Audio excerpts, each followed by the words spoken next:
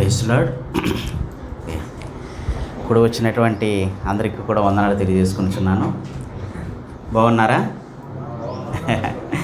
చాలా రోజుల తర్వాత నర్సాపూర్ సంఘాన్ని దేవుడు దర్శించడానికి సహాయం చేశారు. అందుకు దేవునికి కృతజ్ఞత వందనాలు.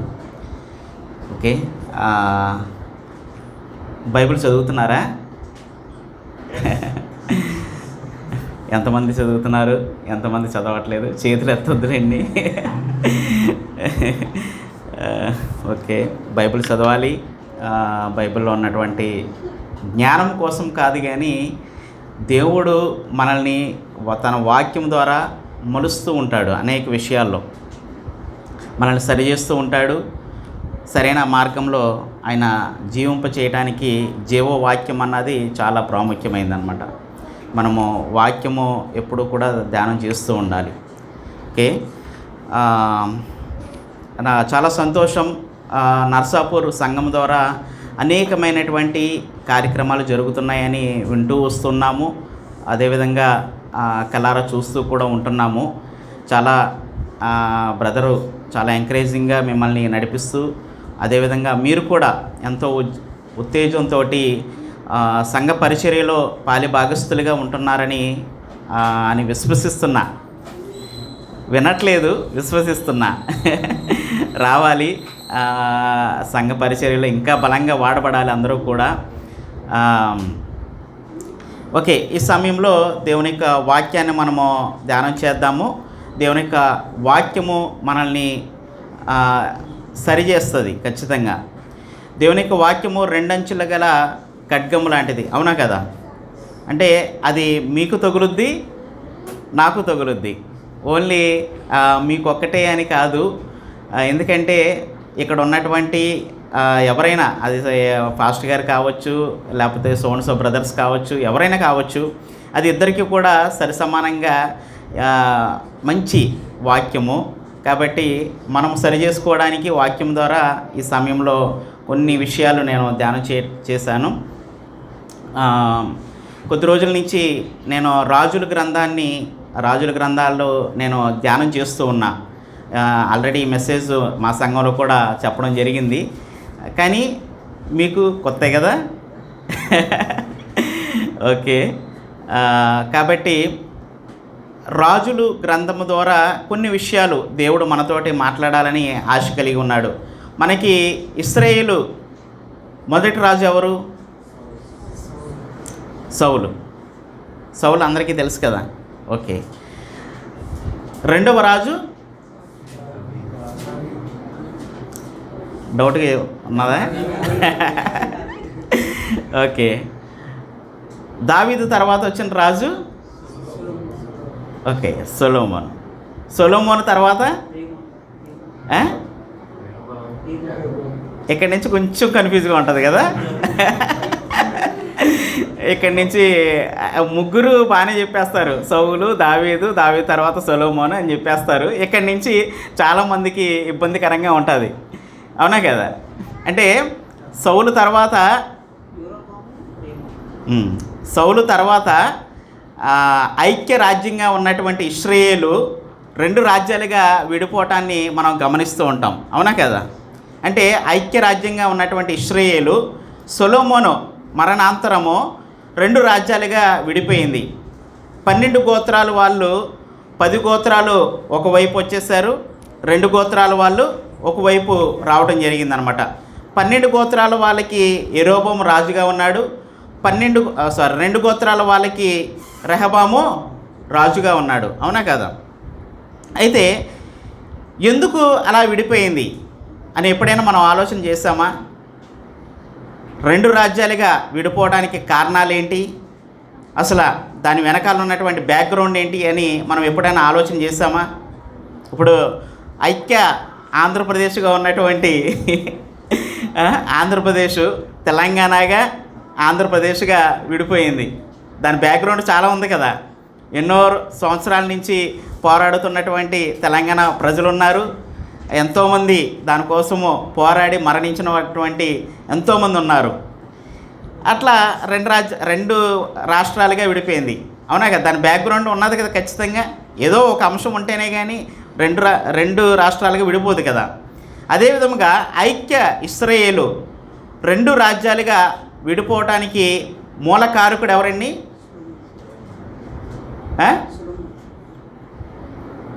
సొలొమోన్. తమ్ముడు బాగా చెప్పాడు, సొలొమోన్. అంటే 2 రాజ్యాలుగా విడిపోవడానికి ముఖ్య కారకుడు, ముఖ్య సూత్రధారి ఎవరని మనం ఆలోచన చేస్తే సొలొమోనే మనకి గుర్తొస్తాడు. 1 కింగ్స్లో మనకి 3వ అధ్యాయం నుంచి ఆయన మనకి తారసపడతాడు. అయితే సొలొమోను మొట్టమొదటిగా చాలా ఆత్మీయ స్థితిలో ఉన్నటువంటి వ్యక్తి, చాలా గొప్ప ఆత్మీయ స్థితిలో జీవిస్తూ ఒక ఉన్నతమైనటువంటి దేవుడి విషయంలో ఒక ఉన్నతమైనటువంటి స్థాయిలో ఉన్నటువంటి వ్యక్తిగా మనకి సొలొమోను కనబడుతూ ఉంటాడు. అయితే సొలొమోను తన ఆత్మీయ జీవితంలో సన్నగిలుతూ లాస్ట్కి ఎక్కడికి వెళ్ళిపోయాడు? ఒక శపించబడినటువంటి వ్యక్తిగా తన జీవితాన్ని పాడు చేసుకున్నాడు. అవునా కదా? మనము ఆయన ఎండింగ్ చూసినట్లయితే ఒక భయంకరమైనటువంటి ఒక దుర్భరమైనటువంటి జీవితాన్ని ఆయన కొనసాగించినట్లుగా మనము గమనిస్తూ ఉంటాం. మనకి 11వ అధ్యాయంలో ఉంటుంది. 1 కింగ్స్ 11వ అధ్యాయంలో మనం చూసుకున్నట్లయితే ఆయన ఎందుకు తప్పిపోయాడు అన్నటువంటి విషయాలు మనకి కనబడుతూ ఉంటాయి. అయితే మన విశ్వాస జీవితంలో కూడా రక్షణ పొందినటువంటి మొదటి రోజుల్లో చాలా ఎంకరేజింగ్గా ఉంటాం, చాలా ఉజ్జీవంగా ఉంటాం, చాలా చక్కగా బైబిల్ చదివేస్తూ ఉంటాం, చాలా చక్కగా సంఘంలో పాటలు పాడేస్తూ ఉంటాం, అదేవిధంగా చక్కగా ప్రార్థనలు చేసేస్తూ ఉంటాం. కానీ కొంతమంది విశ్వాస జీవితంలో సన్నగిల్లిపోతూ లేకపోతే ఒక అట్టడుగు స్థాయికి లేకపోతే బ్యాక్ స్లైడ్కి వెళ్ళిపోయేటటువంటి అవకాశం ఉంది అని చెప్పడానికి సొలొమోను ఒక ఉదాహరణగా మనకి ఇక్కడ కనబడుతూ ఉంటాడు. సొలొమోన్ ఎన్నుకున్నది ఎవరు? దేవుడే కదా, దేవుడే ఎన్నుకున్నాడు సొలొమోన్ని. కానీ దేవుడు చిత్తం నుంచి ఆయన తొలగిపోయి తన ఎండింగ్ని ఒక దుర్భరమైనటువంటి జీవితంగా మలుచుకున్నాడు. తన స్వతంత్ర నిర్ణయాల వల్ల, తన జీవితంలో దొరికినటువంటి తప్పుల వల్ల ఆయన ఒక భయంకరమైనటువంటి ఎండింగ్ని ఆయన చూడటాన్ని మనం గమనిస్తూ ఉంటాం. అవునా కదా? అయితే సొలొమోను జీవితం ద్వారా ఆయన ఎందుకు ఆ విధంగా తప్పులు చేశాడు, అసలు అవి తప్పులు జరగటానికి కారణాలు ఏమిటి, ఆ తప్పుల వల్ల ఆయన ఏం పోగొట్టుకున్నాడు అన్న విషయాల గురించి నేను మీకు వివరించడానికి నేను ప్రయత్నం చేస్తాను ఈరోజు. సొలొమోను జీవితంలో ఆయన చేసినటువంటి తప్పిదంలో ఇంకొక విషయాన్ని కూడా నేను ఇక్కడ అబ్జర్వ్ చేశాను. ఏంటంటే మన ఆత్మీయ స్థితి మన మీదే కాదు ప్రభావితం చూపేది, మన చుట్టుపక్కల ఉన్నటువంటి వారి మీద కూడా ప్రభావితం చూపిస్తుంది. అదేవిధంగా మన నెక్స్ట్ జనరేషన్కి కూడా అది ఒక ఉదాహరణగా మిగిలిపోతుంది. లేకపోతే మన యొక్క జీవితము, ఆత్మీయ జీవితము రాబోయే రోజుల్లో మన పిల్లలకి వారి మీద కూడా ప్రభావితం చూపిస్తుంది. ఖచ్చితంగా వారి జీవితము కూడా ఎలాగా మలచాలా అన్నది మనం ఇప్పుడే నిర్ణయించుకోవాలి అన్న విషయాలు కూడా మనకి సొలొమోను జీవితం ద్వారా మనకి తారసపడుతూ ఉంటాయి. అయితే సొలొమోను జీవితంలో మొట్టమొదటిగా ఆయన చక్కగా ఒక ఉన్నతమైనటువంటి ఆత్మీయ స్థితిలో ఉన్నాడు అనడానికి కొన్ని ఉదాహరణలు నేను మీకు చూపిస్తా. ఎందుకంటే కొంతమందికి సొలొమోను జీవితం అంటే రాజులు చదవలేనటువంటి వ్యక్తులు కూడా ఉంటారు, బైబిల్లో చదవలేనటువంటి వాళ్ళకి కూడా వివరించడానికి నేను ప్రయత్నం చేస్తా. అయితే సొలొమోను జీవితంలో దేవుడు ఏర్పరచుకున్నప్పుడు సొలొమోను చాలా చక్కగా ఇంచుమించు సొలొమోను ఎన్ని గ్రంథాలు రాశాడండి? సొలొమోను రాసిన గ్రంథాలు ఏంటి? 1 ప్రోవర్బ్స్, ఇంకా చెప్పాడు ఆయన సామ్, ఇంకా ఇంకొకటి ఉంది పరమగీతములు. అవునా కదా? అంటే కీర్తనలు రాశాడు ఆయన, సామెతలు రాశాడు, ప్రసంగి రాశాడు, అదేవిధంగా పరమగీతంలో రాశాడు. అంటే బైబిల్ నాలెడ్జ్ అనమాట ఇది కొంచెం. ఓకే, అయితే సొలొమోను రాసినటువంటి కీర్తనలు మనం చూసినట్లయితే 72,000 ఇంచుమించు 1005 కీర్తనలు రాశాడంట ఆయన. 1005 కీర్తనలు రాశాడు ఆయన ఇంచుమించు. కీర్తనలు 1005 కీర్తనలు సొలొమోను మహారాజు రాయటం జరిగింది.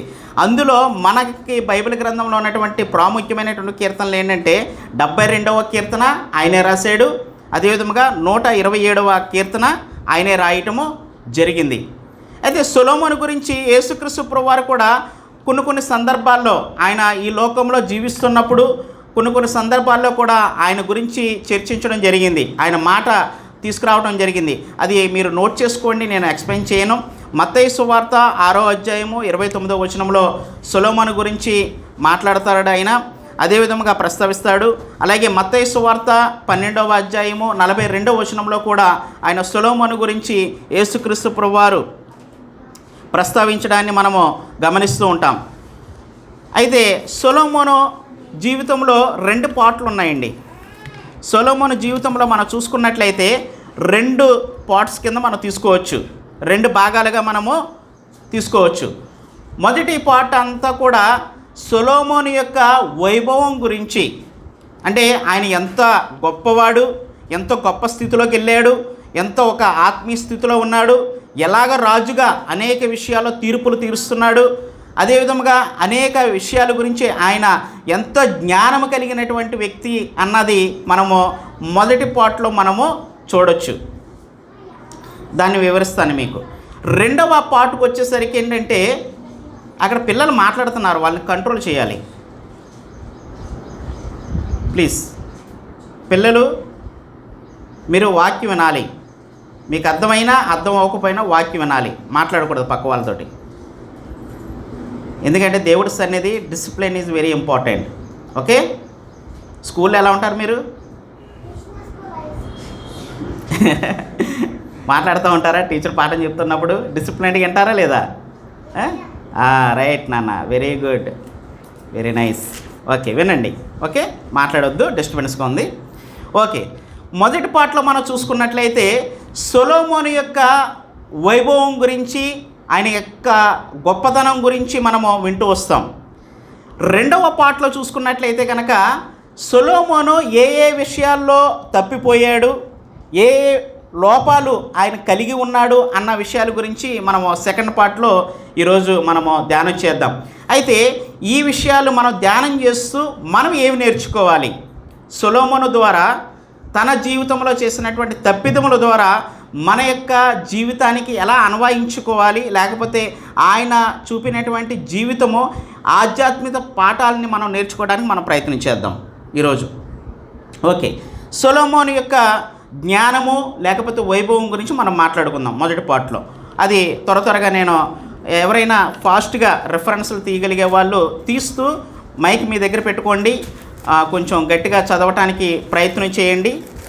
ఎందుకంటే మొత్తం అంతా నేను చదవటానికి కష్టము, వాక్యం చెప్తూ చదవాలి అంటే ఇబ్బంది పడతాను. ఓకే, మనకి మొదటిగా దేవుడు సొలొమోను మహారాజుకి కనిపించి, ఆయనకి కలలో కనిపించి ఆయనతో మాట్లాడుతున్నాడు. ఆ విషయాల గురించి మనం ఒకసారి, దేవుడు ఆయనతో మాట్లాడుతూ దేవుడికి సన్నిధిలో ఆయన ఉన్నప్పుడు సొలొమోను మహారాజుకి దేవుడు ఒక గొప్ప ఆఫర్ ఇచ్చాడు, ఒక చక్కటి ఆఫర్ ఇచ్చాడు. ఒకసారి మనం చదువుదామండి. ఫస్ట్ కింగ్స్ రండి, page number 280, page number 280, first Kings.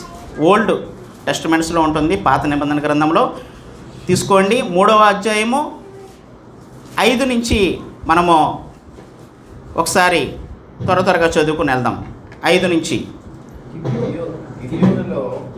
యెహోవా రాత్రివేళ స్వప్నమందు సొలొమోనునకు ప్రత్యక్షమై, నేను నీకు దేనినిచ్చుట నీకు ఇష్టమో దానిని అడుగుమని దేవుడు అతనితో సెలవీయగా, సొలొమోను ఇలాగ మనవి చేసెను, నీ దాసుడును నా తండ్రి అయిన దావీదు నీ దృష్టికి అనుకూలముగా సత్యమును నీతిని అనుసరించి యథార్థమైన మనస్సు గలవాడి ప్రవర్తించును గనుక నీవు అతని ఎడల పరిపూర్ణ కటాక్షం అగుపరిచి ఈ దినమున అన్నట్లుగా సింహాసనం మీద అతని కుమారుని కూర్చుండబెట్టి అతని ఎందుకు మహాకృపను చూపి ఉన్నావు. నా దేవా యెహోవా, నీవు నా తండ్రి అయిన దావీదునకు బదులుగా నీ దాసుడిని నన్ను రాజుగా నియమించి ఉన్నావు. అయితే నేను బాలుడను, కార్యములు జరుపుటకు నాకు బుద్ధి చాలదు. నీ దాసుడైన నేను నీవు కోరుకొని నా జనుల మధ్య ఉన్నాను. వారు విస్తరించి ఉన్నందున వారిని లెక్క పెట్టుటయు వారి విశాల దేశమును తనిఖీ చేయుటయు అసాధ్యము. ఇంత గొప్పదైన నీ జనములకు న్యాయము తీర్చగలవాడెవడు? కాబట్టి నేను మంచి చెడ్డలు వివేచించి నీ జనులకు న్యాయము తీర్చినట్లు నీ దాసుడైన నాకు వివేకము గల హృదయము దయచేయము. సొలొమోను చేసిన ఈ మనవి ప్రభువునకు అనుకూలమైన గనుక దేవుడు అతనికి ఇలాగ సెలవిచ్చెను, దీర్ఘాయునను ఐశ్వర్యములను నీ శత్రువుల ప్రాణములను అడగక న్యాయములను గ్రహించుటకు వివేకం అనుగ్రహించుమని నీవు అడిగితివి. నీవు ఇలాగ అడిగినందున నీ మనవి ఆలకించుచున్నాను. బుద్ధి వివేకములు గల హృదయము నీకు ఇచ్చుచున్నాను. పూర్వీకులలో నీ వంటి వాడు ఒకడును లేడు, ఇక మీదట నీ వంటి వాడు ఒకడును ఉండడు.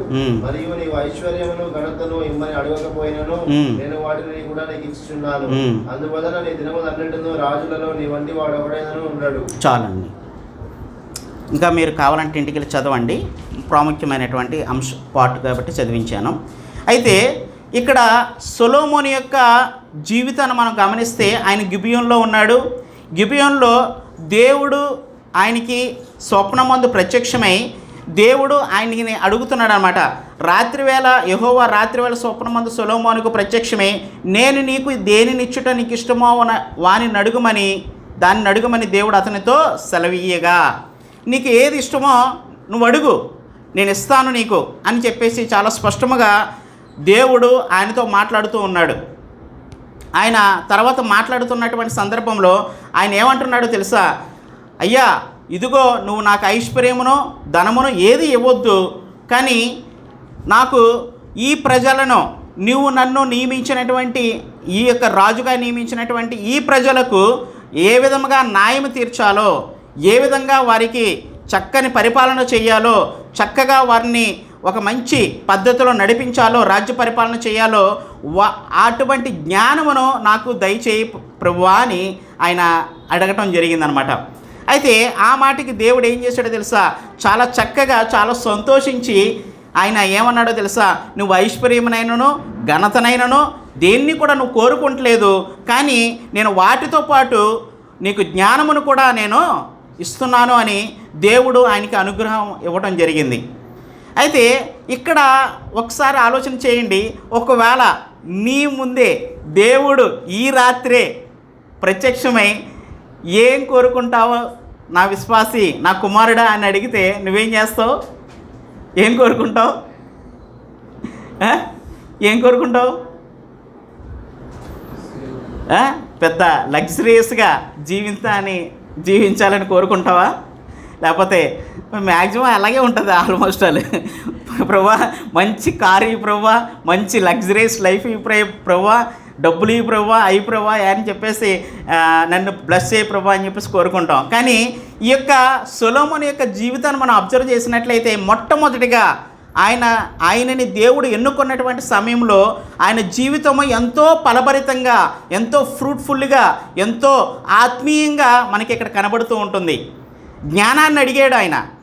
అంటే ఇలాంటి జ్ఞానం కలిగినటువంటి వ్యక్తి ఇప్పుడు కూడా లేడంట. మనం అనుకుంటాం ఐన్స్టీన్ చాలా జ్ఞానవంతుడండి, ఆయన బుర్రని ఇప్పుడు కూడా వాడుతున్నారు, ఆయన చనిపోయిన తర్వాత కూడా ఆయన బ్రెయిన్ తీసుకొచ్చి ఎంతో టెస్టింగ్లు చేసి ఎంతో కొత్త సృష్టిస్తున్నారు అని చెప్పేసి అనుకుంటాం. కానీ సొలొమోను అప్పట్లోనే సొలొమోనుకు లాంటి జ్ఞానం కలిగినటువంటి వాడు పుట్టలేదంట. దాని గురించి నేను ఇందాక చెప్పాను కదా, మత్తయి సువార్త ఆయనే ప్రస్తావిస్తున్నాడు. ఆయన ఇంకనో లేడు అని చెప్పేసి అంటున్నాడు అనమాట. అలాంటి వాడు లేడు సొలొమోను లాంటి వాడు అని చెప్పేసి యేసుక్రీస్తు ప్రభువారే ప్రస్తావిస్తున్నారు అక్కడ. కాబట్టి ప్రియ సహోదరి, జ్ఞానములో చాలా ఎదిగిపోయినటువంటి వ్యక్తిగా ఆయన కనబడుతూ ఉంటాడు. రెండవ అంశాన్ని మనం గమనిద్దాం, ఆయన ఎంత జ్ఞానవంతుడో. ఇక్కడ ఈ యొక్క అంశాన్ని మనం చూసినట్లయితే దేవుడి పట్ల ఆయన ఎంత ఆత్మీయ జీవితాన్ని కనపరిచాడో మనం గమనిస్తూ ఉంటాం. ఇక్కడ ఆయన బ్లెస్సింగ్స్ని అడగలేదు, కానీ దేవుడు అప్పగించినటువంటి బాధ్యతని ఆయన మరిచిపోకుండా దేవుడి బాధ్యత ప్రకారము ఆయన నిర్వర్తించడానికి అవే అడిగాడు, కానీ బ్లెస్సింగ్స్ని ఏమాత్రం కూడా అడగల. అలాగే సొలొమోను ఒక తీర్పు కూడా తీరుస్తూ ఉంటాడనమాట. 1 కింగ్స్ 3:16-28 మనం చూసినట్లయితే మీరు చదవండి, తర్వాత నేను జస్ట్ కుట్టుగా చెప్తా. ఇక్కడ 2 స్త్రీలు వస్తారు, ఆ 2 స్త్రీలకి కూడా తీర్పు తీర్చాలి. ఒక స్త్రీ తన కొడుకు మీద పడిపోయి చనిపోతుంది, తన కుమారుడు చనిపోతాడనమాట. అయితే ఆ పక్క స్త్రీ దగ్గర ఉన్నటువంటి కుమారుడిని తెచ్చుకుని ఆమె దగ్గర పెట్టుకుంటుంది. అయితే వీళ్ళిద్దరి మధ్యన తగాదాన్ని ఈయన ఎలా తీరుస్తాడు అంటే, సరే అయితే మీలో ఈ కుమారుడు ఎవరి కుమారుడో తెలియదు కాబట్టి ఈ కుమారుడిని మనం ఏం చేద్దామంటే 2 భాగాలు చేసేద్దాం, చంపేసి ఒక భాగాన్నేమో ఒక తల్లికి ఇవ్వండి, ఒక భాగాన్నేమో ఒక తల్లికి ఇవ్వండి అని చెప్పేసి తీర్పు తీరుస్తాడు. కావాలంటే రాసుకోండి, 1 కింగ్స్ 3:16-28 చదవడానికి టైం లేదు కాబట్టి నేను ముందుకు వెళ్ళిపోతాను, ఎందుకంటే మెయిన్ ఇంపార్టెంట్ పాయింట్స్ ఉన్నాయి మనకి ఇంకా. కాబట్టి ఇక్కడ ఇమీడియట్లీ ఆ యొక్క కన్న తల్లి ఏం చేస్తుందంటే, కన్న పేగు కదా, ఆ కన్న తల్లి ఏం చేస్తుందంటే ఇమీడియట్లీ రెస్పాండ్ అయ్యి, అయ్యా ఆ కుమారుణ్ణి ఎక్కడున్నా బాగుండాలి, ఆ కుమారుని ఆమెకే ఇచ్చేసేయండి, వద్దు చంపొద్దు అని చెప్పేసి అంటదనమాట. దాన్ని బట్టి రాజు ఏం చేస్తాడో తెలుసా, ఆ యొక్క కుమారుణ్ణి ఆ యొక్క ఎవరైతే చంపొద్దు అని చెప్పిందో తల్లి, ఆ తల్లికి ఇవ్వటము జరుగుతుందనమాట. అంటే దీన్ని బట్టి ఆయన ఎంతో జ్ఞానం కలిగినటువంటి వ్యక్తితో మనకు అర్థమవుతూ ఉంటుంది. ఇంకొక అంశం కూడా మనం చూడొచ్చు ఆయన జ్ఞానం గురించి. షేబా దేశపు రాణి 10వ అధ్యాయంలో 1-6 ఒకసారి చదవండి. ఇది షేబా దేశపు రాణి సొలొమోను గురించి మాట్లాడుతూ ఉంటుంది, చాలా చక్కగా మాట్లాడుతూ ఉంటుంది. ఒకసారి చూద్దాం, ఎందుకంటే ఆయన జ్ఞానము ఎంత గొప్పదో మనకు తెలియాలి. ఎంత జ్ఞానవంతుడో, ఆయన ఎంతలా పడిపోయాడో, ఒక అజ్ఞానిగా మిగిలిపోయాడో చరిత్రలో మనం ఇక్కడ తెలుసుకోవాలి. కాబట్టి నేను ఇవి చదవండి. షేబా దేశపు రాణి యెహోవా నామమును గూర్చి సొలొమోనునకు కలిగిన కీర్తిని గూర్చి విని గూఢార్థముల మాటల చేత అతని శోధించుటకే వచ్చెను. ఆమె గొప్ప పరివారముతో వర్గమును విస్తారమైన బంగారమును రత్నములను ఒంటెల మీద ఎక్కించుకుని యెరూషలేమునకు వచ్చెను. సొలొమోను దర్శనం చేసి తనకు తోచిన దాని అంతటిని బట్టి అతనితో మాట్లాడగా ఆమె వేసిన ప్రశ్నలన్నిటికీ సొలొమోను ప్రత్యుత్తరం చెప్పెను. రాజునకు మరుగైనది ఏదియూ లేనందున ఆమె ప్రశ్న వేసిన వాటన్నిటి భావము చెప్పాను.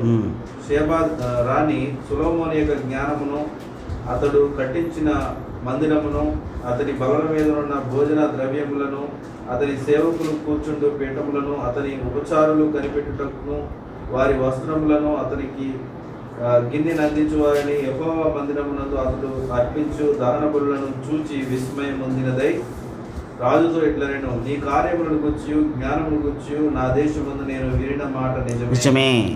చాలండి, అక్కడ కింద ఉంటుంది, అయినను నేను వచ్చి కన్నులరా చూడక మునుపు ఆ మాటలను నమ్మకయుంటిని, ఉన్న దానిలో సగమైనను నాతో చెప్పబడలేదని ఇప్పుడు నేను తెలుసుకొనిచున్నాను.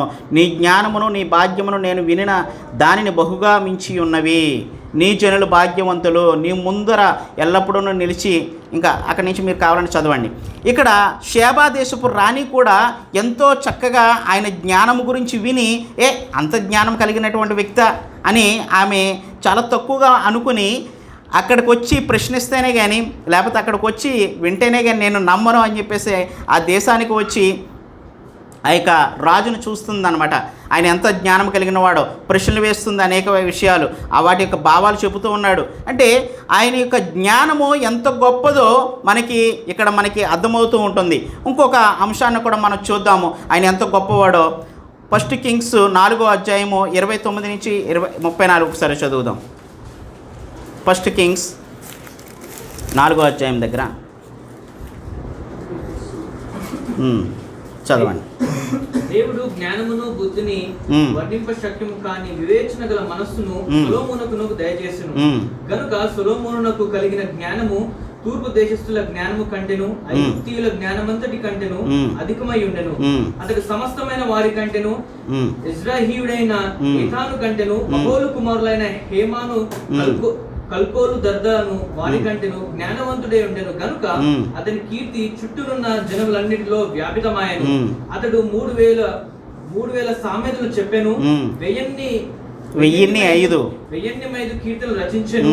మరియు లెబానోనులో ఉండు దేవదారు వృక్షమునే గాని గోడలో నుండి మొలుచు హిస్సోపు మొక్కనే గాని చెట్లనన్నిటిని గూర్చి అతడు వ్రాసెను. మరియు మృగములు పక్షులు ప్రాకు జంతువులు జలచరములు అను వాటినన్నిటిని గూర్చి అతడు వ్రాసెను. అతని జ్ఞానపు మాటలు తెలుసుకొనుటకై అతని జ్ఞానమును గూర్చి వినిన భూపతులందరిలో నుండి జనులందరిలో నుండి మనుషులు సొలొమోను వద్దకు వచ్చిరి. చూడండి ఆయన ఎంత జ్ఞానవంతుడో చూడండి. ఇంచుమించు 3000 సామెతలు చెప్పాడంట, 1005 కీర్తనలు రాశాడంట. ఈయనలో మీరు ఇక్కడ అబ్జర్వ్ చేశారా? ఈ యొక్క పారాగ్రాఫ్ చదువుతూ ఉంటే ఆయనలో ఒక బయాలజీ స్టూడెంట్ కనిపిస్తూ ఉంటాడు, ఒక బోటనిస్ట్, అవునా కదా? అంటే ఆయన ఇస్సోపు అక్కడ అంటాడు అనమాట, దేవదారు వృక్షములను అంటే వృక్షాలన్నిటిని కూడా ఆయన రాసాడంట. అంటే ఆయనలో ఎంత జ్ఞానం ఉందో చూడండి. ఇంకా ఒక జువాలిస్ట్ అంటే దాన్ని ఏమంటారు, జువాలజిస్ట్ని ఇంగ్లీష్లో జంతు శాస్త్రం గురించి, ఆ పక్షులు ఆ జంతువులన్నిటి గురించి కూడా ఆయన ప్రాకు జంతు చలములన్నింటిని వాటిన్నింటిని గూర్చి అతడు రాసాడు. అంటే అతనికి ఎంత జ్ఞానం ఉందో చూడండి. భూమి మీద ఆయన ఎంత జ్ఞానం కలిగినటువంటి వ్యక్తిగా మనకు కనబడుతున్నాడో చూడండి. చాలా గొప్ప జ్ఞానవంతుడు ఆయన. ఇంచుమించు 3000 సామెతలు రాశాడు, 1005 కీర్తనలు రాశాడు. ఎంతో గొప్ప వ్యక్తిగా ఆయన జీవిస్తూ ఉన్నాడు. ఆయన జ్ఞానము భూమి అంతటా కూడా వ్యాప్తి చెందిందని 10వ అధ్యాయం 23, 24, 25 వచనాల్లో కూడా మీకు కనబడుతూ ఉంటుంది. ఆయన జ్ఞానము భూమి అంతటా కూడా వ్యాప్తి చెందిందంట, సొలొమోను జ్ఞానము. ఇదేండి మొదటి పార్ట్ ఇదే. అంటే దేవుడు ఆయన ఎంతగా ఆశీర్వదించాడంటే భూమి మీద ఆయనకన్నా గొప్ప జ్ఞానవంతుడు ఈ భూమి మీద లేడు అన్నట్టుగా ఆయన సొలొమోన్ని దేవుడు ఆశీర్వదించడం జరిగింది. అయితే మరి ఆ ఆశీర్వాదాన్ని ఆయన చిట్ట చివరి రోజుల వరకు కూడా పెట్టుకోగలిగాడు? ఆయన పెట్టుకోలేకపోయాడు, తప్పిపోయాడు. చూద్దామండి. ఇక్కడ నుంచి ఆయన పతనమైనటువంటి జీవితము మనకి తారసపడుతూ ఉంటుంది. దాన్ని నేను ఎక్స్ప్లెయిన్ చేస్తా. మనకి ఒకసారి రండి 11వ అధ్యాయం. ఇక్కడి నుంచి మనం ఎక్కడికి వెళ్ళనవసరం లేదు. ఇక్కడ నుంచి మనము ఈ యొక్క అధ్యాయం నుంచి మనము చదవచ్చు. చూడండి ఒకసారి 11వ అధ్యాయము 1 నుంచి మనము ఒకసారి చదువుదాము. చదవండి బ్రదర్. మోయాబీయులు, ఎదోమీయులు, అమోనీయులు, సిదోనీయులు, హిత్తీయులు అను జనులు మీ హృదయములను తమ దేవతల తట్టు త్రిప్పుదురు గనుక వారితో సహవాసము చేయకూడదనియు వారిని మీతో సహవాసము చేయనీయకూడదనియు యెహోవా ఇశ్రాయేలీయులకు సెలవిచ్చి ఉన్నాడు. అయితే రాజైన సొలొమోను ఫరో కుమార్తెను గాక ఆ జనులలో ఇంకా అనేక మంది పరస్త్రీలను మోహించి కామతురత గల వాడే వారిని ఉంచుకొనుచు వచ్చెను. అతనికి 700 మంది రాజకుమారులైన భార్యలను 300 మంది ఉపపత్నులను కలిగి ఉండిరి. అతని భార్యలు అతని హృదయమును త్రిప్పివేసిరి. సొలొమోను వృద్ధుడైనప్పుడు అతని భార్యలు అతని హృదయమును ఇతర దేవతల తట్టు త్రిప్పగా అతని తండ్రి అయిన దావీదు హృదయం వలె అతని హృదయము దేవుడైన యెహోవా యెడల యథార్థము కాకపోయెను. సొలొమోను అష్టారోతు అను సిదోనీయుల దేవతను, మిల్కోము అను అమ్మోనీయుల హేయమైన దేవతను అనుసరించి నడిచెను. ఈ ప్రకారము సొలొమోను యెహోవా దృష్టికి చెడు నడత నడిచి తన తండ్రి అయిన దావీదు అనుసరించినట్లు యథార్థ హృదయంతో యెహోవాను అనుసరింపలేదు. సొలొమోను కెమోషు అను మోయాబీయుల హేయమైన దేవతనకు, మొలెకు అను అమోనీయుల హేయమైన దేవతకును యెరూషలేము ఎదుటనున్న కొండ మీద బలిపీఠములను కట్టించెను. తమ దేవతలకు ధూపము వేయించు బలులను అర్పించుచుండిన పరస్త్రీలైన తన భార్యల నిమిత్తము అతడు ఇలాగు చేసెను. చూడండి, ఇదే అండి ఆయన పతన స్థితి. ఇందులో 3 లోపాలు ఉన్నాయి. నేను వాటిని మీకు వివరిస్తా. 3 లోపాలు ఉన్నాయి, వాటిని వివరిస్తా. వాటిని మన జీవితంలోకి అన్వయించుకుందాం ఒకసారి, ఓకేనా? అయితే దేవుడు ఇశ్రాయేలు ప్రజలకి రాజుగా నియమిస్తున్నప్పుడు దేవుడు కొన్ని కట్టడలు పెట్టాడు. దేవుడు కొన్ని నియమ నిబంధనలు పెట్టాడు. రాజుగా ఉన్నటువంటి వ్యక్తి ఎలాగ ఉండాలో అన్న దాని గురించి దేవుడు పెట్టినటువంటి ఆ కట్టడలు 3 విషయాలు ఉన్నాయి. ఆ 3 విషయాల గురించి మనం వివరిస్తాను నేను. ఒకసారి ద్వితీయోపదేశ కాండము 17వ అధ్యాయము 14 నుంచి 17 వచనాలు ఒకసారి చదువుదాం. ఇది హిస్టరీ కదా, చాలా చక్కగా ఉంటుంది. మనము నేర్చుకోవాలి హిస్టరీ, చరిత్ర గురించి మనం నేర్చుకుంటే మన జీవితాలు మనం సరి చేసుకుంటాం. ద్వితీయోపదేశ కాండము 17వ అధ్యాయము 14 నుంచి 17 వచనాలు ఒక్కసారి చదవండి. నీ దేవుడైన యెహోవా నీకు ఇచ్చుతున్న దేశంలో నీవు ప్రవేశించి దాన్ని స్వాధీనపరుచుకుని అందులో నివసించి నా చుట్టూనున్న సమస్త జనుల వలె నా మీద రాజును నియమించుకొందుననుకుని ఎడల నీ దేవుడైన యెహోవా ఏర్పరచు వారిని అవశ్యముగా నీ మీద రాజుగా నియమించుకొనవలెను. నీ సహోదరులోనే ఒకరిని నీ మీద రాజుగా నియమించుకొనవలెను. నీ సహోదరుడు కాని అన్యుని నీ మీద నియమించుకొనకూడదు. అతడు గుర్రములను విస్తారముగా సంపాదించుకొనవలదు.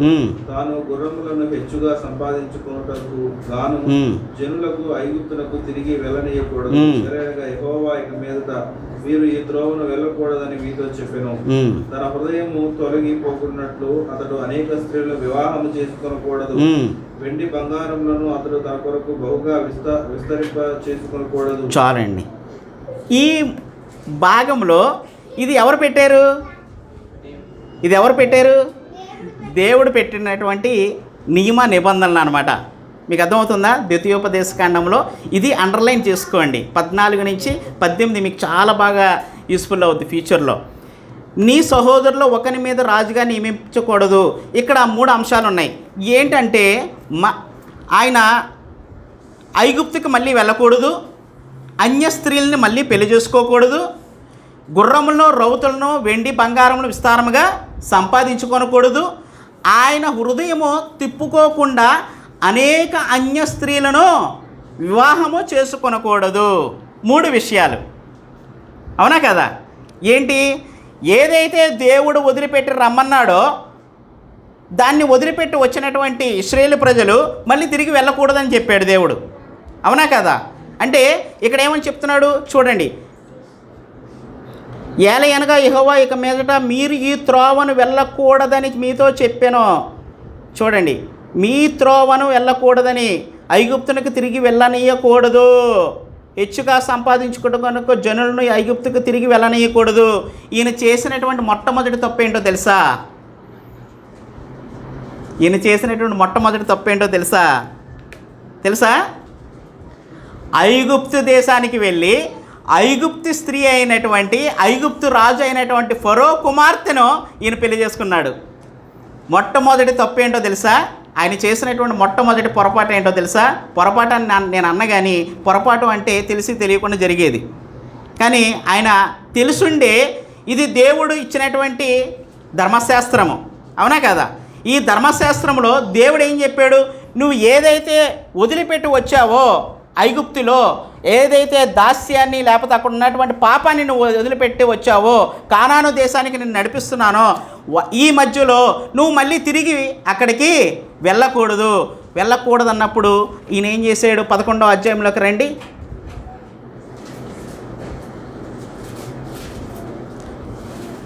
1వ వచనం లాస్ట్లో ఉంటుంది చూడండి. అయితే రాజైన సొలొమోను ఫరో కుమార్తెను గాక, చూడండి, ఫరో కుమార్తె, ఈమె ఎవరు? ఫరో కుమార్తె అంట. ఫరో కుమార్తె అంటే ఎవరు? ఐగుప్తు దేశపు రాజు అయినటువంటి కుమార్తె ఈమె ఫరో కుమార్తె. అంటే ఫరో కుమార్తెని నువ్వు ఏదైతే ఐగుప్తు దేశంలో వదిలిపెట్టి వచ్చేసావో, ఆ ఐగుప్తు దేశాన్ని దాన్ని అంతటిని కూడా వదిలిపెట్టేసి వచ్చేసావో, మళ్ళీ నువ్వు తిరిగి వెళ్ళి ఐగుప్తు దేశాన్ని సత్సంబంధం పెట్టుకోకూడదు, రిలేషన్షిప్ కలిగి ఉండకూడదు, వాళ్ళతో నువ్వు మళ్ళీ సంబంధాలు పెట్టుకోకూడదు, నువ్వు పెళ్ళికి ఇచ్చుకోకూడదు, పెళ్ళి తెచ్చుకోకూడదు అని చాలా స్పష్టంగా ఇక్కడ చెప్పాడా లేదా? ద్వితీయోపదేశకాండంలో చాలా స్పష్టంగా 17వ అధ్యాయంలో దేవుడు చెప్పాడా లేదా? మరి ఈయన చేసినటువంటి పని ఏంటి? సొలొమోను మహారాజు ఏదైతే ఐగుప్తు దేశంలో వదిలిపెట్టేసి కానాను దేశానికి నడిపిస్తూ వస్తున్నాడు దేవుడు, మళ్ళీ వెళ్ళి ఫరో కుమార్తెని పెళ్లి చేసుకుని వచ్చాడు. మొట్టమొదటి పొరపాటు. ఇక్కడ మనం ఒక విషయాన్ని మనం గమనించాలి ప్రియ సహోదరి. ఆయన అక్కడ స్త్రీని పెళ్లి చేసుకోవడమే కాదు, ఏం చేశాడో తెలుసా? అనేక మంది అన్య స్త్రీలను పెళ్లి చేసుకున్నాడంట. అనేక మంది అన్య స్త్రీలను పెళ్లి చేసుకున్నాడంట. ఇంచుమించు 700 మంది భార్యలంట, 300 మంది ఉపపత్నులంట. ఎంత దారుణమో చూడండి పరిస్థితి. ఆయన అక్కడ ఒక మాట ఉంటుంది, ఆ మాట ఎంత భయంకరంగా ఉందో ఒకసారి మనం చదువుదాం. చూడండి, ఆ లాస్ట్లో ఉంటుంది, 1వ వచనం లాస్ట్లో ఉంటుంది, ఫరో కుమార్తెను గాక ఆ జనులలో ఇంకా అనేక మంది పరస్త్రీలను మోహించి, అండర్లైన్ చేసుకోండి, పరస్త్రీలను. పరస్త్రీలు అంటే ఎవరండి? వీళ్ళు పరస్త్రీలు అంటే ఎవరు? వేరొక వ్యక్తి యొక్క భార్యలు. పరస్త్రీలను మోహించి ఇంకా ఏం చేశాడంట? కామాతురత గలవాడే వారిని ఉంచుకొనుచు వచ్చెను. ఎంత పొరపాటు చేశాడండి ఈయన, ఎంత తప్పిదం చేశాడండి ఈయన. ఆయన ఫరో కుమార్తెనే పెళ్లి చేసుకోవడం కాకుండా దేవుడు వెళ్ళకూడదన్నటువంటి ప్రదేశానికి వెళ్ళొద్దు అంటే అది కూడా వినకుండా అనేక మంది అన్య స్త్రీలను పెళ్లి చేసుకున్నాడంట. ఇంచుమించు 700 మంది భార్యలు, 300 మంది ఉపపత్నులు, 1000 మంది భార్యలంట. ఒక భార్యతో మనం ఏకలేకపోతున్నాం కదా, ఒక భార్యతో ఏకలేకపోతున్నాం కదా. అంటే ఏకలేకపోతున్నాం అంటే మనతో ఆమె ఏకలేకపోతుంది, ఆమె మనతో ఏకలేకపోతుంది. ఎందుకు? Different temperaments, different problems, different attitudes. మరి 1000 మందిని ఈయన ఎలా మెయింటైన్ చేశాడంటో? ఈయన మెయింటైన్ చేయలే, అందుకనే ఆయన పతనావస్థ అక్కడ. వాళ్ళే మెయింటైన్ చేశారు ఈయన్ని. మీకు అర్థమవుతుందా? అన్య దేవతల వైపు ఆయన హృదయాన్ని త్రిప్పివేశారంట. ప్రియ సహోదర సహోదరి, ఇక్కడ మనం నేర్చుకోవాల్సినటువంటి ఆత్మీయ సత్యం ఏంటో తెలుసా? ఎప్పుడైతే నువ్వు ఈ లోకం నుంచి వేరుపడ్డావో, ఎప్పుడైతే నీ యొక్క పాపపు స్థితి వదిలిపెట్టేశావో, యేసుక్రీస్తు ప్రభువాన్ని నీ సొంత రక్షకుడిగా అంగీకరించావో, యేసుక్రీస్తు ప్రభువాన్ని నీ హృదయంలోకి ఆహ్వానించావో, ఎప్పుడైతే బాప్తిజం తీసుకున్నావో, నువ్వు మళ్ళీ ఆ పూర్వపు ఐగుప్తు దేశానికి వెళ్ళకూడదు. వెళ్తున్నామా? ప్రియ సహోదర సహోదరి, మన స్థితి ఎలా ఉంది ఒకసారి ఆలోచన చేయాలి. మనం పడిపోవడానికి చాలా అవకాశాలు ఉంటాయి ఖచ్చితంగా. అందులో ఇక్కడ కూడా మనకి కనబడుతూ ఉంది. ఏదైతే దేవుడు చెప్పాడో ఐగుప్తు దేశాన్ని వదిలిపెట్టరమ్మని చెప్పాడు, ఐగుప్తు దేశానికి మరలా వెళ్ళిపోవద్దని చెప్పాడు. కానీ సొలొమోను చేసినటువంటి మొదటి తప్పు ఏంటో తెలుసా? ఆయన ఐగుప్తు దేశానికి వెళ్ళిపోయాడు. ప్రియ సహోదర సహోదరి, యేసుక్రీస్తు ప్రభువారి యొక్క రక్తం చేత నువ్వు కొనబడ్డావు. యేసుక్రీస్తు ప్రభువారు నిన్ను ఆయన స్వయంగా ఆయన రక్తాన్ని ప్రోక్షించి నిన్ను ఆయన విలువ పెట్టి కొన్నాడు కదా. మరి మళ్ళీ మనం పాపంలోకి వెళ్ళిపోతున్నామా? ప్రియ తమ్ముడు, మరలా ఆ యొక్క బూతు సినిమాలు చూస్తున్నామా? మరలా ఆ పాపిష్టి ఆలోచనలు మనం కలిగి ఉన్నామా? వాటిని అన్నింటిని కూడా వదిలిపెట్టి రమ్మని చెప్పాడు కదా దేవుడు. నీ యొక్క పాపపు స్థితి అంతా కూడా వదిలిపెట్టి రమ్మని చెప్పాడు కదా. నీ పాపపు స్థితిని వదిలిపెట్టి ఒక నూతన వ్యక్తిగా, పరిశుద్ధమైనటువంటి వ్యక్తిగా, ఒక మంచి వ్యక్తిగా దేవుడు జీవించమని చెప్పాడు కదా. మరి ఇలాంటి సందర్భంలో మరలా కుక్క ఏం చేస్తుందో తెలుసా? మీరు అబ్జర్వ్ చేశారు ఎప్పుడైనా? చేశారా?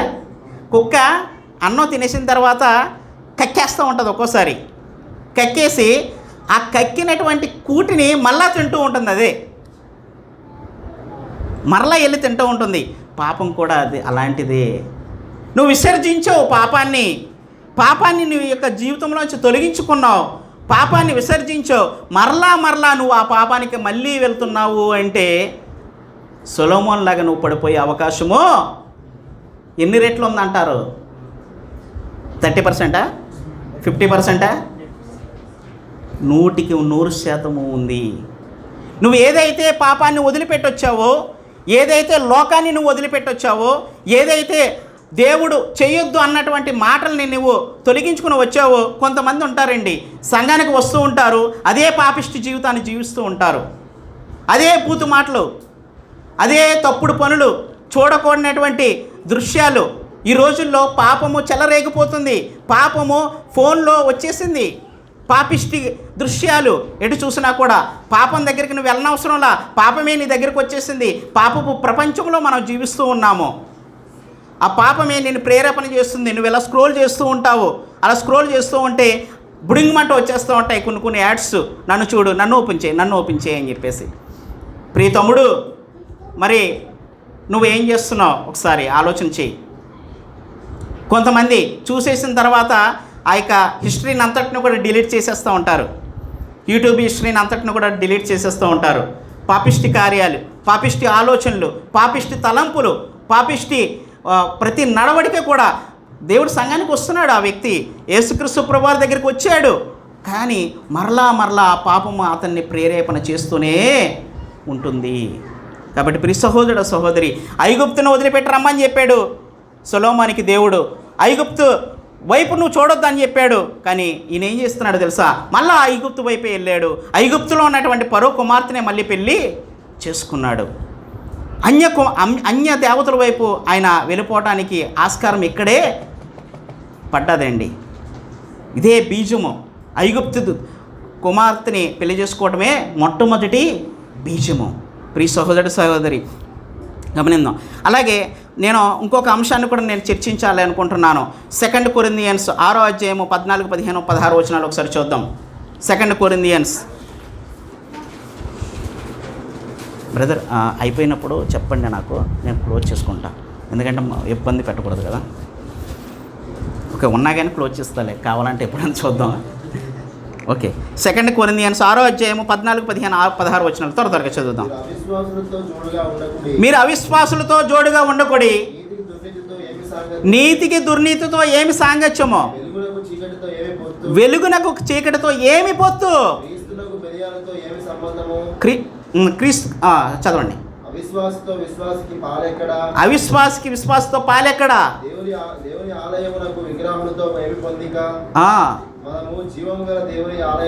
ఉన్నాము. చాలండి. చూడండి, విశ్వాసకి అవిశ్వాసతో పాలెక్కడ. మరి ఈ రోజుల్లో క్రైస్తవులుగా జీవిస్తున్నటువంటి తమ్ముళ్ళు చెల్లెళ్ళు ఏం చేస్తున్నారో తెలుసా? అరే బాబు, నువ్వు విశ్వాసం అయ్యా, నువ్వు విశ్వాసాన్ని పెళ్లి చేసుకోవాలయ్యా అని మనం చెబుతూ ఉంటే, మొత్తుకుంటూ ఉంటే, వాళ్ళు వెళ్ళి ఏం చేస్తున్నారో తెలుసా? అవిశ్వాసిని పెళ్లి చేసుకుంటున్నారు. చీకటితో వెలుగుకి ఏ సంబంధము, ఏమి పొత్తు, నీతికి దుర్నీతితో ఏమి సాంగత్యము అని స్పష్టంగా దేవుడు చెబుతున్నాడు కదా. అయ్యా, విశ్వాసుని పెళ్లి చేసుకోండి అయ్యా. నీ యొక్క జీవితంలో పెళ్ళి అనే అంశం వచ్చినప్పుడు మొట్టమొదటి ప్రయారిటీ ఆమె విశ్వాస కాదా అన్నదే మనం చూడాలి. చూడండి, ఇక్కడ అవిశ్వాసుని పెళ్లి చేసుకున్నాడు. ఎవరిని? అన్యుల్ని పెళ్లి చేసుకున్నాడు. మోయాబీయులు, అమ్మోనీయులు వీళ్ళందరూ అనంట. మీకు అర్థమవుతుందా? చేసుకున్నాడు. ఏం చేశారు వాళ్ళందరూ కలిసి? ఈయన తిప్పేశారు. ఇక్కడ అదే ఉంటుంది కదా, అతడు అనేక స్త్రీలను వివాహము పోకుండా, చూడండి, అతన్ని తన హృదయము తొలగిపోకున్నట్లు అతడు అనేక స్త్రీలను వివాహం చేసుకొనకూడదు. చేసుకున్నాడా లేదా? అన్యులు చేసుకోవద్దు అన్నాడు. చేసుకున్నాడా లేదా? ప్రియ సహోదరుడు సహోదరి, నేను అదే చెప్తున్నా. మన ప్రియ సహోదరులు కూడా చాలామంది తప్పులు చేస్తున్నారు. విశ్వాసే యేసుక్రీస్తు ప్రభువు వారి యొక్క రక్తం చేత కొనబడినటువంటి వ్యక్తి. అరే నువ్వు అవిశ్వాస దగ్గరికి వెళ్ళకరా అంటే అవిశ్వాసతోటే పాలు పంపులు పెందుకుంటున్నారు. మరి రేపొద్దున పెళ్ళైన తర్వాత ఆమెని నువ్వు సంఘానికి తీసుకురాగలుగుతావా? లేకపోతే నిన్ను ఆమె గుడికి తీసుకెళ్తుందా?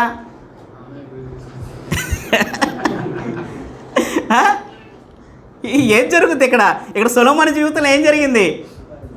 మరి సొలొమోను మందిరము 7 సంవత్సరాలు కట్టాడు కదా. దావీదుకు కూడా ఇవ్వలేదు అంత గొప్ప ధన్యత, అవునా కదా? అంత గొప్ప ధన్యత దావీదు అడిగాడు. అయ్యా, నేను నీ సంఘాన్ని, అదే నీ మందిరాన్ని నేను కట్టాలనుకుంటున్నానయ్యా అని చెప్పేసి అడిగినప్పుడు దేవుడు అన్న మాట ఏంటో తెలుసా? దావీదు, నీ యొక్క చేతులు రక్తాన్ని చిందించాయి. అంటే నువ్వు యుద్ధాలు చేసావు, నీ యొక్క చేతులు రక్తాన్ని చిందించాయి. కాబట్టి నేను నా మందిరాన్ని నీకు ఇవ్వను, అంటే నువ్వు కట్టడానికి పర్మిషన్ ఇవ్వను నేను. కానీ నీ నెక్స్ట్ తరము రాబోయేటటువంటి సొలొమోనుకి నేను ఇవ్వాలనుకుంటున్నాను ఆ గొప్ప ధన్యతని అని అన్నాడు. మీకు అర్థమవుతుందా? చూడండి, దేవుడు ఎంత గొప్ప దేవుడో చూడండి. ఆయన అవకాశం ఇచ్చాడంటే మనం దాన్ని యూటిలైజ్ చేసుకోవాలి తప్ప కానీ వినాశనానికి తీసుకెళ్ళకూడదు. దేవుడు నిన్ను ఇక్కడ పెట్టాడు.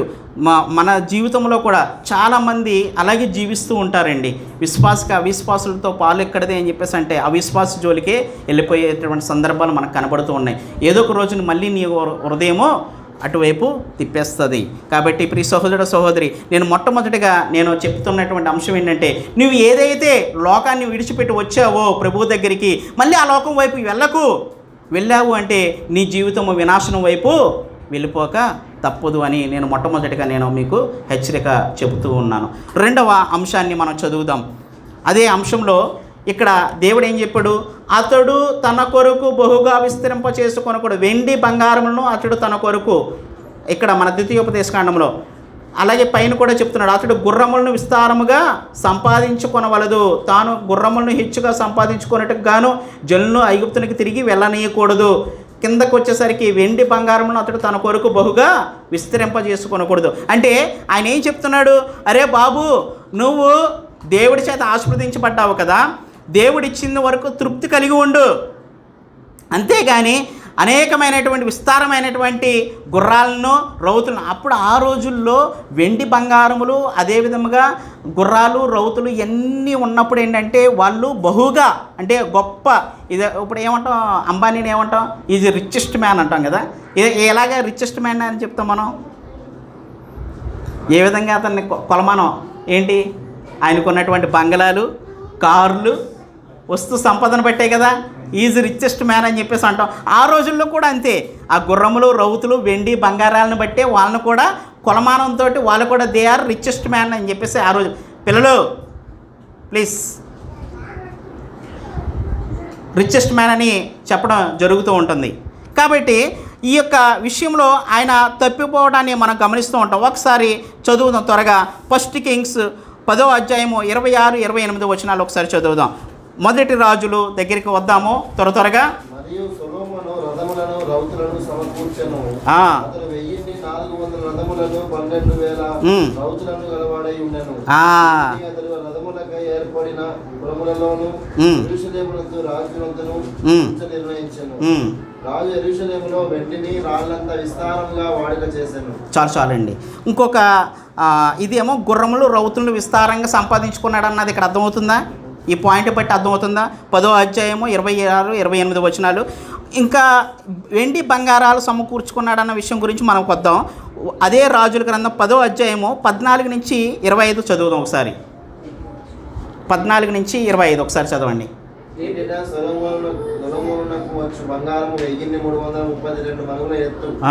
ఇదిగాక గంధవర్గములు మొదలైనది వర్తకుల యుద్ధ నుండి, అరబీ రాజుల యుద్ధ నుండి, దేశాధికారుల యుద్ధ నుండి అతనికి చాలా వచ్చుండెను. రాజైన సొలొమోను సుత్తతో పట్టిన బంగారముతో అలుగులు గల 200 డాళ్లను చేయించెను. డాలు ఒకటింటికి 600 తులముల ఎత్తు బంగారం ఉండెను. మరియు సుత్తతో పట్టిన బంగారముతో అతను 300 కేడెములను చేయించెను.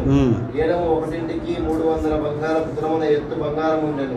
వీటికి రాజు లెబానోను అరణ్య మందిరం అందించాను.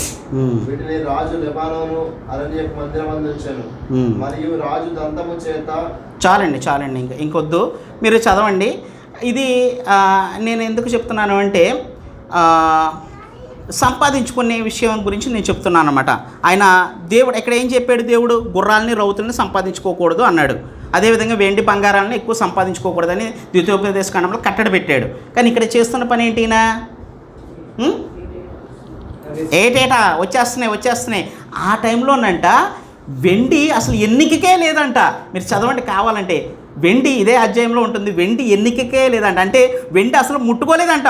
ఓన్లీ బంగారమేనంట. బాత్రూమ్ బంగారం అంట, లేకపోతే టీ గ్లాస్ బంగారం అంట, కంచం బంగారం అంట, ఎవ్రీథింగ్ బంగారం. బంగారం ఈరోజు ఎంత ఉన్నదండి?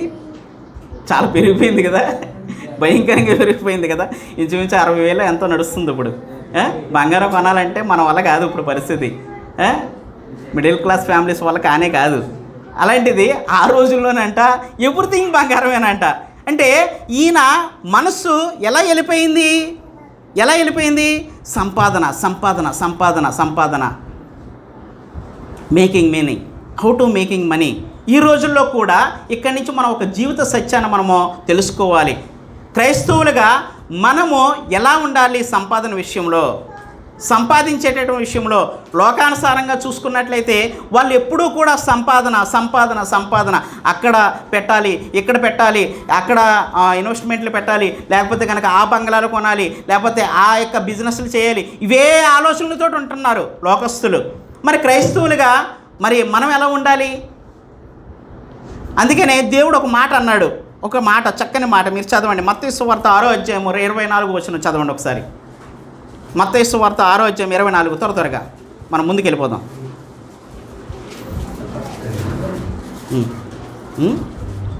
ఓకే, నాకు టైం కూడా వచ్చేసింది, త్వరగా. ఎవరును ఇద్దరు యజమానులకు దాసుడుగా ఉండనేరడు. అతడు ఒకని ద్వేషించి ఒకని ప్రేమించును, లేదా ఒకని పక్షముగా నుండి తృణీకరించును. మీరు దేవునికి సిరికి దాసులుగా ఉండనేరడు. ఇది అండర్లైన్ చేసుకోండి. మీరు దేవునికి సిరికి దాసులుగా ఉండకూడదు. ఈ రోజుల్లో హౌ టు మేకింగ్ మనీ అన్నది చాలా ఎక్కువైపోయినాయండి. ప్రియ తమ్ముడు చూడండి, హౌ టు మేకింగ్ మనీ, ఎంత సంపాదించాలి, సంపాదన ఎంత వచ్చినా కూడా వాళ్ళు ఏం చేస్తున్నారో తెలుసా? ఇంకా ఎర్నింగ్ మనీ. ప్రియ సహోదరుడు సహోదరి, క్రైస్తవులుగా మనము అలా ఉండడానికి వీలు లేదు. అందుకని మత్తయి సువార్త 16వ అధ్యాయం 26వ వచనం అంతా ఏం చెప్తుందో తెలుసా? ఒకడు లోకమంతయు సంపాదించినా తను ప్రాణం పోగొట్టుకుంటే వానికి ఏ లాభము? మరి ఈరోజు కొంతమంది చాలామంది ఈ సంఘానికి ఆదివారం ఎందుకు రావట్లేదు అంటే, ఈరోజు అండి పనులు ఉన్నాయండి, అంటే ఆఫీస్ వర్క్స్ ఉన్నాయండి, లేకపోతే కనుక అంటే వాళ్ళు ఎర్నింగ్ చేస్తున్నారని కాదు, కొన్ని ప్రాక్టికల్ ప్రాబ్లమ్స్ ఉంటాయి, కాదని నేను. కాకపోతే వాంటెడ్లీ వాళ్ళు ఆ రోజే పనులు పెట్టుకుంటారు, పలానా బిజినెస్ చేసేవాళ్ళు కానీ అటువంటి వాళ్ళు కూడా. కాబట్టి ఈ విషయాలు అంటే ఎగ్జాంపుల్స్ కూడా ఉన్నాయి, టైం లేదు కాబట్టి నేను చెప్పలేను. ఎందుకంటే దేవుడు పట్ల మనము ఉండాలి అంటే దేవునికి సిరికి దాసులుగా నేరము. ఖచ్చితంగా రెండు వైపులా ఉండటానికి కుదరదు. నాకు డబ్బు ఉండాలి, అదేవిధంగా సిరి ఉండాలి. మన ధర్మేంద్ర బ్రదర్ జీవితాన్ని మనం చూసుకున్నట్లయితే ఆయన ఎర్నింగ్ మనీ అని చెప్పేసి అనుకున్నాడు అనుకోండి, రిజైన్ చేసి రాగలడా? రాలేడు. అంటే ఇలాంటి సహోదరులు ఎంతోమంది ఉన్నారు లోకంలో, అవునా కదా? రాలేరు. అదే దేవుడు వైపు ఉన్నాడు అనుకోండి, సిరి ఆయనకి ఏమవుతుంది? ఆయన సంపాదన ఎక్కడుంది? ఇక్కడ లేదు. ఆయన సంపాదన ఇక్కడ లేదు, అక్కడుంది, పరలోకంలో ఉంది ఆయన సంపాదన. ఆయన అక్కడ కూర్చుకుంటున్నాడు, అక్కడ ఇన్వెస్ట్ చేసేస్తున్నాడు. ఆయన ఇన్వెస్ట్ చేస్తున్నాడు, అక్కడ ప్లాట్లు కొనుక్కుంటున్నాడు, ఇన్వెస్ట్ చేస్తున్నాడు ఆయన. నిజంగా మన భాషలో చెప్పాలంటే. కాబట్టి నువ్వు దేవుడు కావాలనుకున్నావు అనుకో, దేవుడు సంతృప్తికరమైన జీవితాన్ని ఇస్తాడు. కానీ నువ్వు లగ్జరియస్గా లైఫ్ లీడ్ చేయాలి అంటే సెట్ అవ్వదు అక్కడ. మీకు అర్థమవుతుందా? కాబట్టి దేవుడికి సిరికి కూడా దాసులుగా ఉండలేరు.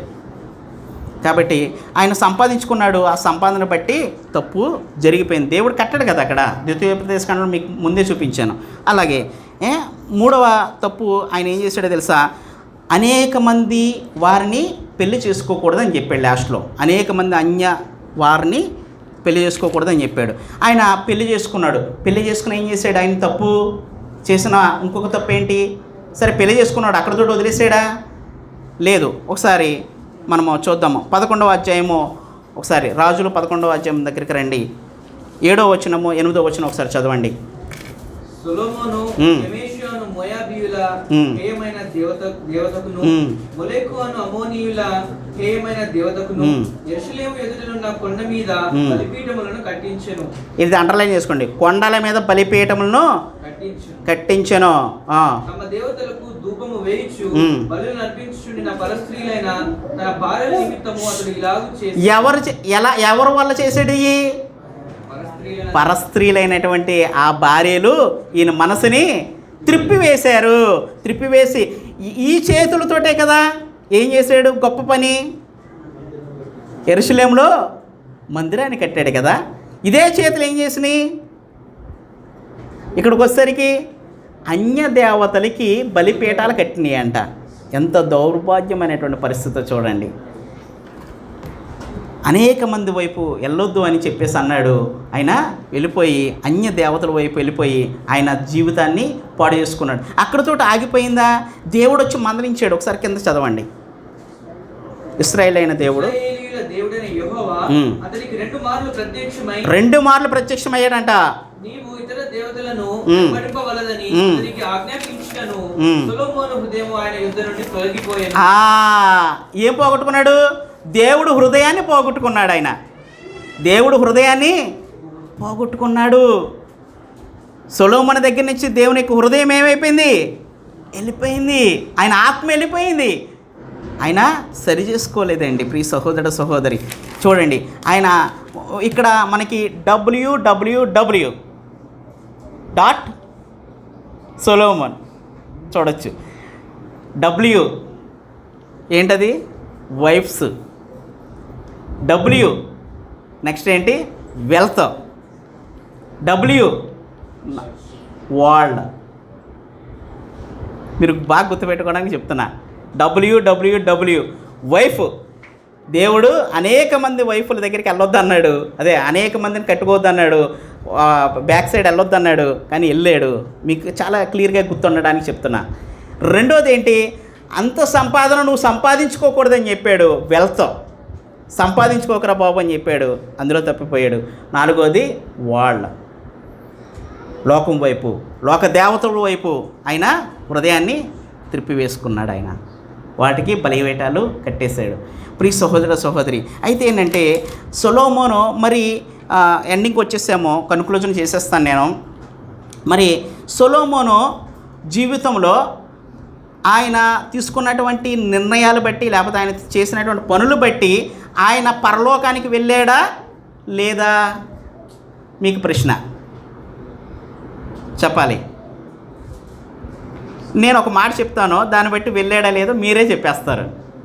ఓకేనా? ప్రసంగి 2వ అధ్యాయము కన్క్లూజన్కి వద్దాం. ప్రసంగి 2వ అధ్యాయము 8 నుంచి 11 వచనాలు చదువుదాం. 556వ పేజీ. ప్రసంగి 12వ అధ్యాయం 13వ వచనం చదవండి. ప్రసంగి 12వ అధ్యాయం 13వ వచనం చదవండి. ఇదంతయు విన్న తరువాత తేలిన ఫలితార్థం ఇదే, దేవుని యందు భయభక్తులు కలిగి ఉండి. అండర్లైన్ చేసుకోండి. ఏంటిది? దేవుని యందు భయభక్తులు కలిగి ఉండి ఆయన కట్టడలను అనుసరించి నడుచుండవలెను. మానవ కోటికి ఇదియే విధి. చూడండి, ఆయన కరుకృతిని ఇచ్చేసాడు. ఆయన ఎన్ని సామెతలు రాశాడు? 3000 సామెతలు రాశాడు. 1005 కీర్తనలు రాశాడు. ప్రసంగి రాశాడు. పరమగీతాలు రాశాడు. ఆయన హృదయాన్ని ప్రసంగిలో మనకు కనబడుతూ ఉంటుంది. ఆయన ఏమేం చేస్తాడంటే, ఈ సూర్యుని కింద, మీరు కావాలంటే చదవండి తర్వాత, ప్రసంగి చదివారా? ఈ సూర్యుని కింద జరుగుతున్నటువంటి తతంగం అంతా కూడా వ్యర్థము వ్యర్థము వ్యర్థము అని ఆయన సెలవిస్తున్నాడు. అయితే ఈ లోకంలో జీవించడం వ్యర్థమా? కాదండి. జీవించడం వ్యర్థం కాదు, దేవుడు లేకుండా జీవించడము వ్యర్థము. ఒకవేళ నీవు నీ జీవితంలో యేసుక్రీస్తు ప్రభువారు కనుక లేకుండా ఉన్నట్లయితే కనుక అది వ్యర్థము. నువ్వు ఎన్నో కోట్లు సంపాదించు, పెద్ద బిల్డింగ్లు కట్టు, పెద్ద పెద్ద ఆస్తులు సంపాదించు, కానీ నువ్వు అవి ఏమీ లేకుండా కనుక వెళ్ళిపోయావు అంటే కనుక అది వ్యర్థము అని ఆయన చెబుతూ ఉంటాడు. ఆయన ఏమంటాడో తెలుసా? ఇక్కడ ఆ విషయంలో ప్రసంగిలో ఆయన పశ్చాత్తాప హృదయం మనకి కనబడుతూ ఉంటుంది. దేవుడి దగ్గర తప్పు చేసినటువంటి వ్యక్తి, ఒకవేళ దేవుడి సన్నిధిలో తప్పు చేసినటువంటి వ్యక్తి పశ్చాత్తాప హృదయాన్ని కనపరిస్తే కనుక దేవుడు తన హృదయాన్ని తిప్పుకుంటాడు అన్నది ఇక్కడ మనకి నిరూపితం అవుతుంది. యోనా గ్రంథంలో కూడా అక్కడ ఉన్నటువంటి ప్రజలు, నినివే ప్రజలు, వాళ్ళు కూడా దేవుడి వైపు తిరిగారు పశ్చాత్తాప హృదయంతో. దేవుడు వారి మీదకి వచ్చేటటువంటి శాపాన్ని తీసేసాడు. అలాగా మన జీవితంలో కూడా దేవుడి యందు ఒకవేళ నువ్వు గనక తప్పు చేసినట్లయితే కనుక, ఒకవేళ పొరపాటు చేసినట్లయితే కనుక, దేవుడి వైపు నీ హృదయాన్ని తిప్పినట్లయితే కనుక ఖచ్చితంగా దేవుడు క్షమిస్తాడు అన్న విషయాన్ని మనకి ఇక్కడ అబ్జర్వ్ చేసుకోవచ్చు. అయితే 2 కొటేషన్లు ఆయన చెప్పాడు. మానవ కోటికి ఏది ఇంపార్టెంటో తెలుసా? దేవుడి యందు భయభక్తులు కలిగి ఉండాలి, ఫియర్ ఆఫ్ గాడ్. రెండవ అంశం ఏంటి? ఆయన కట్టడలు ఏంటండి? హోలీ బైబిల్ ఈజ్ అవరా కట్టడాన్ని ఇంగ్లీష్లో ఏమంటారు నాకు తెలియదు. స్టాట్యూట్స్. ఓకే. ఆయన నిబంధనలు మనము తృణీకరించకూడదు. దేవుడు వాక్యంలో ఏదైతే చెప్పాడో ఆ విషయంలో మనము ఎప్పుడు కూడా నిబద్ధత కలిగి ఉండాలి. చాలా విషయాలు మనకి చెబుతూ వచ్చాడు దేవుడు. అనేకమైనటువంటి కమాండ్స్ ఆయన చెబుతూ వచ్చాడు. అనేక విషయాలు దేవుడు తన బైబిల్ గ్రంథం ద్వారా, తన దాసులు ఎంతోమంది రచించినటువంటి బైబిల్ గ్రంథం ద్వారా మనకి చెబుతూనే వచ్చాడు. ఆ విషయాలు మనం ఎప్పుడు కూడా మేరకూడదు. ఈయన ఏ విషయాలు మేరిపోయాడు? తన పరో కుమార్తెని పెళ్లి చేసుకునే విషయంలో, వెనక్కి వెళ్ళిపోయే విషయంలో ఆయన చెదిరిపోయాడు. రెండో విషయంలో అంత గొప్ప ఆస్తిని ఆయన సంపాదించుకోవద్దని చెప్పాడు, ఆ విషయంలో తప్పిపోయాడు. మూడో విషయంలో అనేక మంది స్త్రీలను ఆయన మోహించకూడదు అన్నాడు, మోహించాడు, ఆ విషయంలో ఆయన తప్పిపోయాడండి. ప్రియ సహోదర సహోదరి, మరి ఈరోజు నేను ముగిస్తున్నాను. ఇప్పుడు దీన్ని బట్టి మరి ఆయన పరలోకం వెళ్ళాడా లేకపోతే కనుక ఎక్కడికి వెళ్ళాడో చెప్పాలి, మీరే చెప్పాలి. ఎస్, పరలోకము వెళ్ళాడు. ఆయన పరలోకంలోనే ఉన్నాడు. ఎందుకో తెలుసా? దేవుడు రిపెంట్ హార్ట్ని ఎప్పుడు కూడా ఆయన వదిలిపెట్టడండి. రిపెంట్ హార్ట్, పశ్చాత్తాప హృదయం. ప్రభువా, నేను చేసిన తప్పుని క్షమించు ప్రభువా అంటే దాని కాన్సిక్వెన్సెస్ మేబీ మనం అనుభవించవలసిందే. ఇప్పుడు దావీదు గారు బెత్షెబాతోటి తప్పు చేశారు. దేవుడు వదిలిపెట్టాడా? నాతాను ప్రవక్తను పంపించి మందలించలా? ఆయన రిపెంట్ హార్ట్ అక్కడ చూపించలా దేవుడికి? అప్పుడు ఆయన క్షమించాడా లేదా? కానీ దాని కాన్సిక్వెన్సెస్ అంటే అబ్షాలోము వీళ్ళందరూ, అమ్నోను వీళ్ళందరూ కూడా ఎదురు తిరిగిపోయారు. తప్పులు జరిగిపోయి యుద్ధాలు జరిగినాయి అక్కడ. అంటే మనం చేసినటువంటి పొరపాటికి దేవుడు క్షమిస్తాడు, కానీ ఆయన కాన్సిక్వెన్సెస్ని తీసివేయడు. మీకు అర్థమవుతుందా? కాబట్టి ప్రియ సహోదర సహోదరి, మన జీవితంలో దేవుడి పట్ల భయభక్తులు కలిగి ఉండాలి. ఫైనల్ కన్క్లూజన్ ఏంటంటే దేవుడి పట్ల మనం భయభక్తులు కలిగి ఉండాలి. అదేవిధంగా ఆయన కట్టడలు ఎప్పుడూ కూడా మేరకూడదు. దేవుడి వాక్యాన్ని దీవించును గాక. టైం ఎక్కువ తీసుకున్నాను, క్షమించండి బ్రదర్స్. కొంచెము ఓకే, ఎనీవే ఇది కొంచెం లెంతీ సబ్జెక్ట్ కాబట్టి చెప్పడానికి నేను ప్రయత్నం చేశాను. మరొకసారి చర్చెట్ నరసాపూర్ వారికి నా హృదయపూర్వక వందనాలు తెలియజేసుకొనిచున్నాను. ప్రాముఖ్యంగా మా ప్రియులు ధర్మేంద్ర గారి ఫ్యామిలీని బట్టి, అదేవిధంగా జోమి బ్రదర్ వారి యొక్క ఫ్యామిలీని బట్టి వందనాలు. వారిని నన్ను ఇన్వైట్ చేసినందుకు దేవుడికి మహిమ కలుగును గాక. మీరు కూడా చాలా సంతోషం, ఎంకరేజ్ అవుతున్నారు. ఇంకా ఎంకరేజ్ అవ్వండి. బ్రదర్ని యూజ్ చేసుకోండి, ఈయన్ని వాడుకోండి. ఈయన్ని ఎంత వాడుకుంటారో అంత వాడుకుంటే అంత రిజల్ట్ మీకు వస్తుంది. అది గుర్తుపెట్టుకోండి, ఓకేనా? దేవుడు ఆయన్ని ఇక్కడ పెట్టినందుకు చాలా సంతోషం. ఎందుకంటే దేవుడు మా సంఘంలో పెట్టినప్పుడు ఈయన్ని మేము కూడా వాడుకున్నాం. అదేవిధంగా ఆయన కూడా సంఘానికి ఎంతో పరిచర్య చేశారు, చర్చటి చింతలకి. అందుని బట్టి కూడా దేవునికి మహిమ కలిగిన గాక. కాకపోతే దేవుడు ఇచ్చినటువంటి స్థానం ఇది ఇక్కడ ఇచ్చాడు, ఆయన పెట్టాడు కాబట్టి దేవుడు వారి యొక్క పరిచర్యను ఇంకా బహుగా దీవించి మహిమ పరచబడిన గాక. ఆమేన్.